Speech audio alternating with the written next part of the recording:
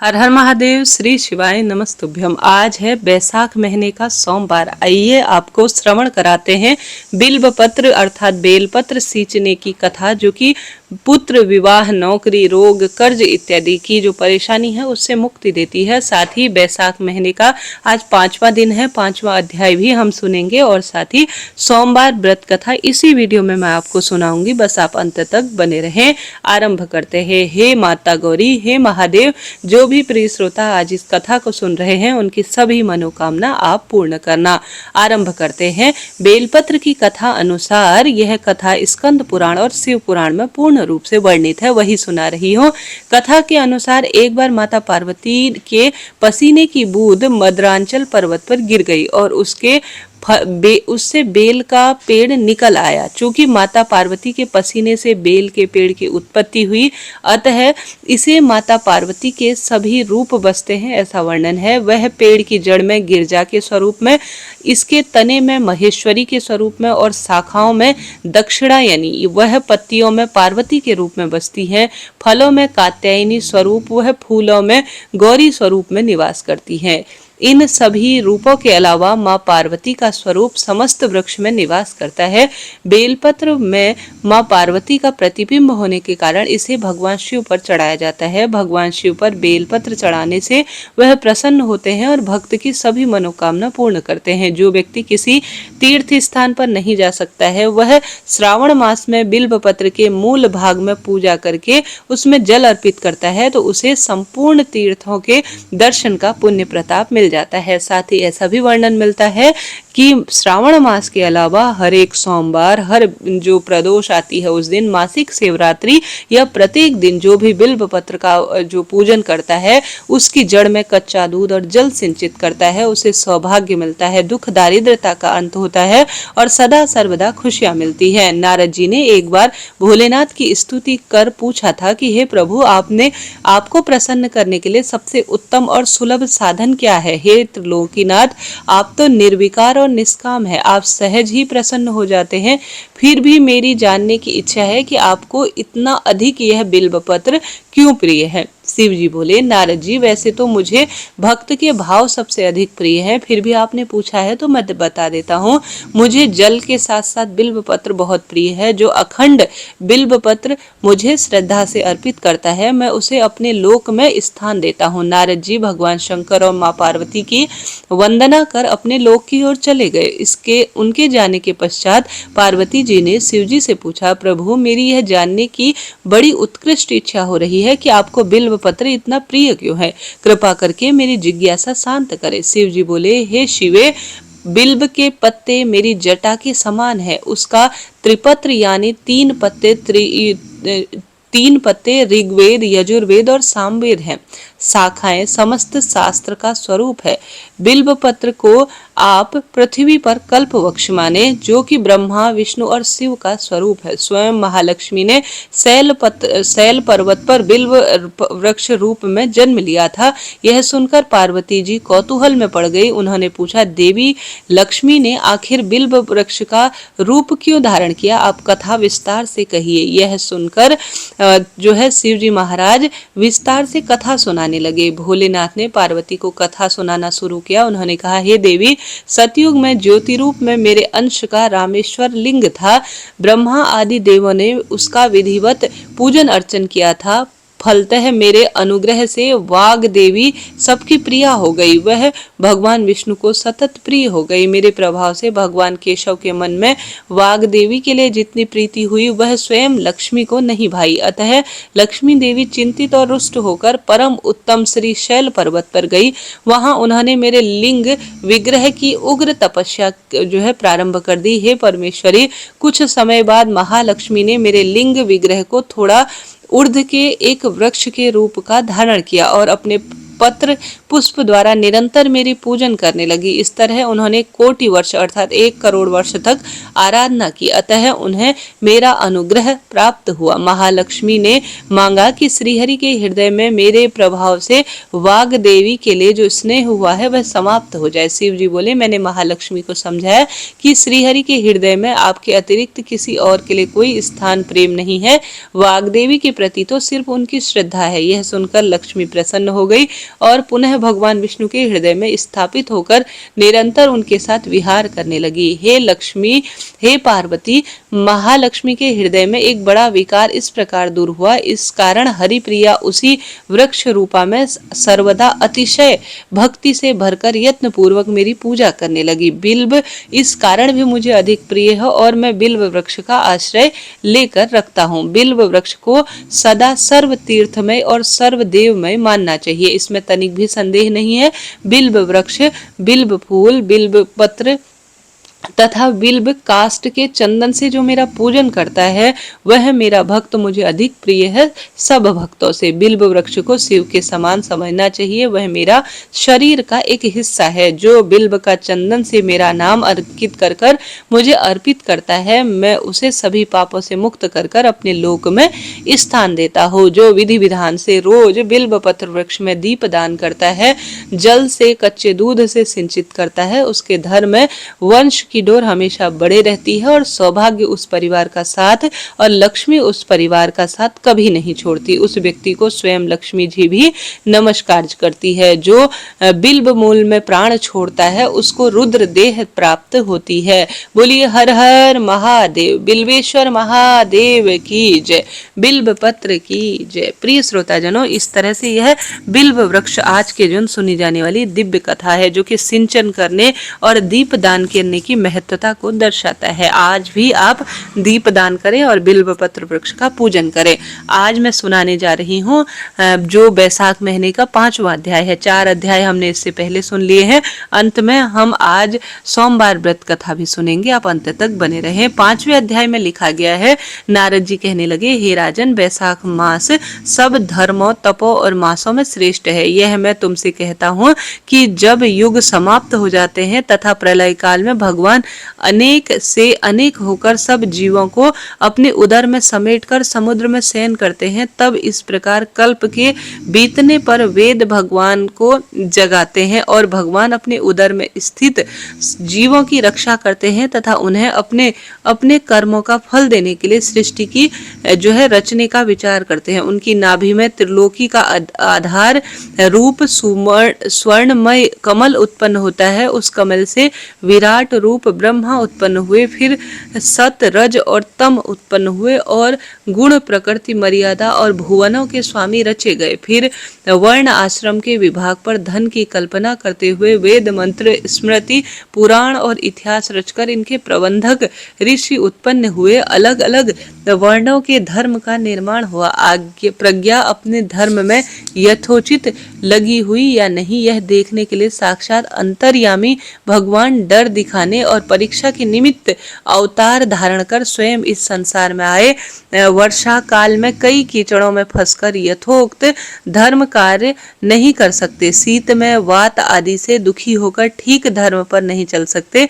शरद ऋतु में ठंड के मारे प्रातः उठ नहीं पाते, इसमें बड़ा दुख होता है। इस कारण भगवान ने संपूर्ण पापों के निवारण के लिए बसंत ऋतु बनाई। यह ऋतु स्नान, दान, यज्ञ, क्रिया और सब भोगों के लिए अनुकूल है। मीन में संक्रांति में वर्ण आश्रम वासियों के घरों में रहकर भगवान लोगों के कर्मों को देखते हैं। धर्म पर चलने वाले मनुष्य की मनोकामना पूरी करते हैं और अधर्म पर चलने वाले की आयु और धन क्षीण करते हैं। जो बैसाख मास में अच्छी तरह भगवान का पूजन करते हैं अर्थात उन्हीं के रूप साधु महात्मा की सेवा करते हैं और जो अन्य महीनों में नहीं करते किंतु बैसाख मास में ही करते हैं, उनकी पूजा आदि को देखकर भगवान उनको क्षमा कर देते हैं। भगवान भी पूजा से यह देखते हैं कि कितनी श्रद्धा है। भगवान इस मास में प्राणियों की सदा सर्वदा रक्षा करते हैं। इति श्री बैसाख महत्म 5वां अध्याय समाप्त। प्रिय श्रोताजनों, यह 5वां अध्याय है जो मैंने आपको सुनाया। अब आइए श्रवण करते हैं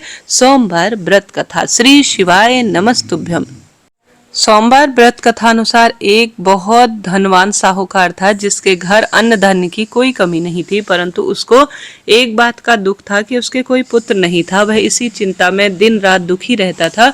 वह पुत्र की कामना लिए प्रति सोमवार को शिव जी का व्रत और पूजन किया करता था और शाम को शिव मंदिर में जाकर शिव जी के सामने दीपक जलाया करता था।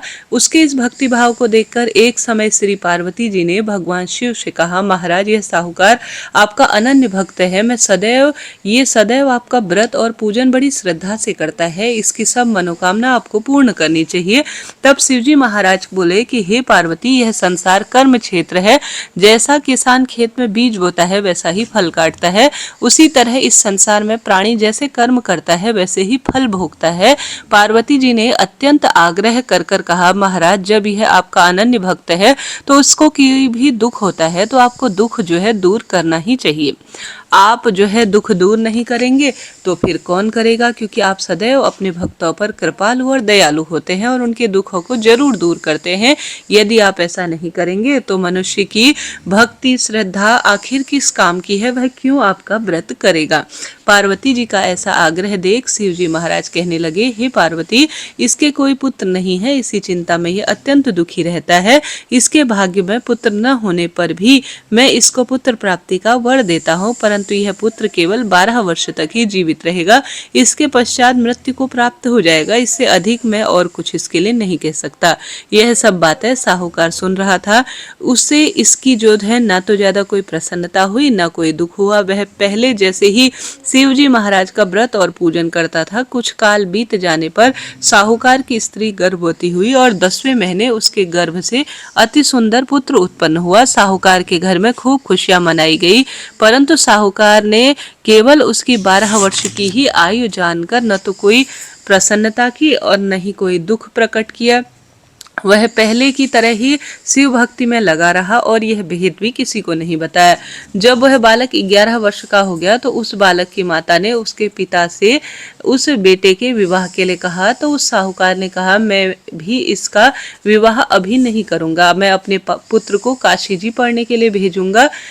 फिर साहूकार ने बालक के मामा को बुलाकर उसको बहुत सारा धन देकर कहा, तुम इस बालक को काशी जी पढ़ने के लिए ले जाओ, रास्ते में जिस स्थान पर भी जाओ ना वहां पर यज्ञ हवन और ब्राह्मणों को भोजन कराते हुए दक्षिणा देते हुए जाना। वह दोनों मामा भांजे यज्ञ कराते और ब्राह्मणों को भोजन कराते दक्षिणा देते हुए जा रहे थे। रास्ते में उनको एक शहर पड़ा। उस शहर में राजा की कन्या का आज विवाह था, परंतु जो राजकुमार विवाह के लिए आया हुआ था वह एक आंख से काना था। उसके पिता को इस बात की बड़ी चिंता हुई कि कहीं वर को देखकर कन्या के माता पिता विवाह में किसी भी प्रकार की अड़चन पैदा न करें।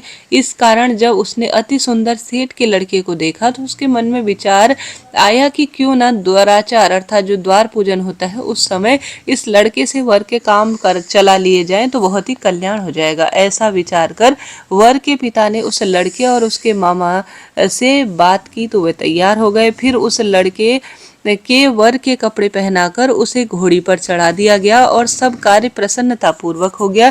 फिर वर के पिता ने सोचा कि यदि विवाह कार्य भी इसी लड़के से करा लिया जाए तो क्या बुराई है। यह विचार कर लड़के और उसके मामा ने कहा, यदि आप फेरों का और कन्यादान का काम भी करा दे तो आपकी बड़ी कृपा होगी, मैं इसके बदले आपको बहुत सारा धन दूंगा। तो उन्होंने इस बात को स्वीकार भी कर लिया। विवाह कार्य भी बहुत अच्छी तरह से संपन्न हो गया, परंतु जिस समय लड़का जाने लगा तो उसे राजकुमार की चुनरी के पल्ले पर लिख दिया, तेरा विवाह तो मेरे साथ हुआ है, परंतु जिस राजकुमार के साथ तुमको ये भेजेंगे ना वो एक आंख से काना है, मैं तो काशी जी पढ़ने जा रहा हूँ। लड़के के जाने के पश्चात राजकुमारी ने जब अपनी चुनरी के पल्ले पर ऐसा लिखा हुआ पाया तो उसने काने राजकुमार के साथ जाने से मना कर दिया और कहा कि मेरा पति ये नहीं है, मेरा विवाह जिसके साथ रात्रि में हुआ है वह तो काशी जी पढ़ने गया है। राजकुमार के माता पिता ने अपनी कन्या को विदा नहीं किया और बारात खाली हाथ वापस चली गई। उधर सेठ का लड़का और उसका मामा काशी जी पहुंच गए।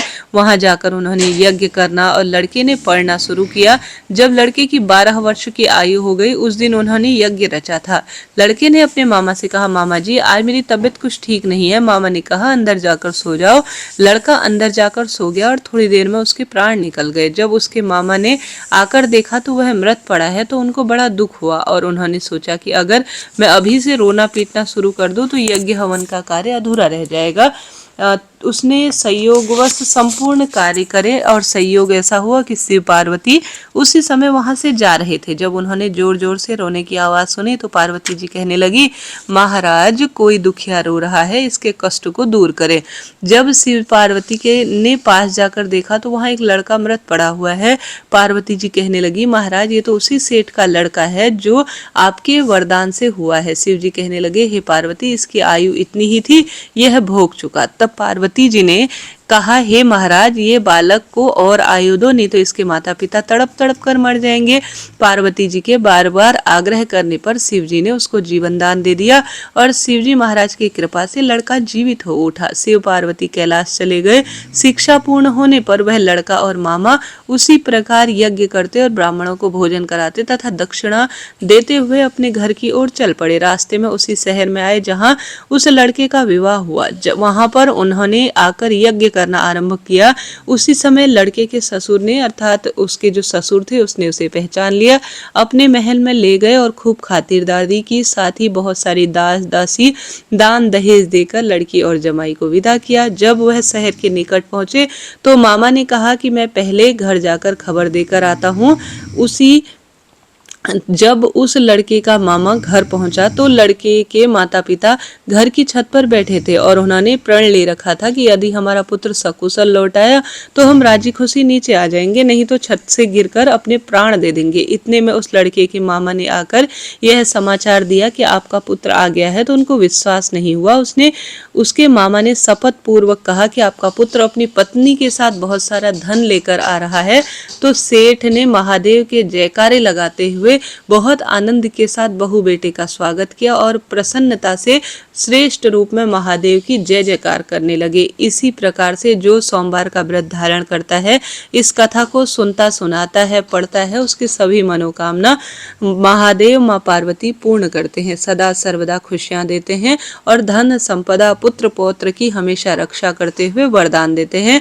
अंत में सदाशिव लोक में उस व्यक्ति को प्राप्ति होती है, अर्थात शिव लोक उसे मिलता है, ऐसा शास्त्रों में वर्णित है। बोलिए हर हर महादेव। शिव जी महाराज की आरती। ओम जय शिव ओमकारा, प्रभु हर शिव ओमकारा, ब्रह्मा विष्णु सदा शिव अर्धांगी धारा। ओम जय शिव ओमकारा, एकानन चतुरानन पंचानन राजे, भोले पंचानन राजे, हंसासन गरुड़ासन वृषवाहन साजे। ओम जय शिव ओमकारा, दो भुज चार चतुर भुज, दस भुज अति सोहे, भोले दस भुज अति सोहे, तीनों रूप निरखता त्रिभुवन जन मोहे। ओम जय शिव ओमकारा, अक्षमाला वनमाला मुंडमाला धारी, भोले मुंडमाला धारी, चंदन मृग मद सोहे, भोले शुभकारी। ओम जय शिव ओमकारा, श्वेतांबर पीतांबर बाघांबर अंगे, भोले बाघांबर अंगे, सनकादिक ब्रह्मादिक भूतादिक संगे। ओम जय शिव ओमकारा, कर में श्रेष्ठ कमंडल चक्र त्रिशूल धरता, भोले चक्र त्रिशूल धरता,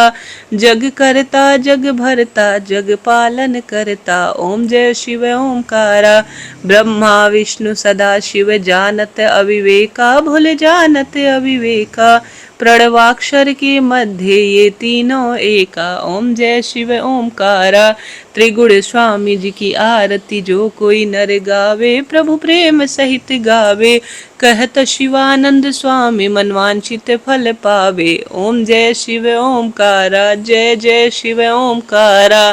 बोलिए हर हर महादेव। प्रिय श्रोताजनों, मेहनत लगती है जी। अगर आप सभी के लिए यह कथा कहानियां रोचक रहती हैं तो सब्सक्राइब करें। मैं इसी समय आप सभी को नित्य नियम की कथाएं, खासतौर पर ये बैसाख महीने के जो नियम से सुनी जाती है वो सब कथाएं सुनाती हूँ। आप सुने और अंत तक बने रहें। आपका धन्यवाद। चैनल को सब्सक्राइब करें, चैनल से जुड़े, रोज इसी समय श्रेष्ठ बात बताती हूँ। राधे राधे।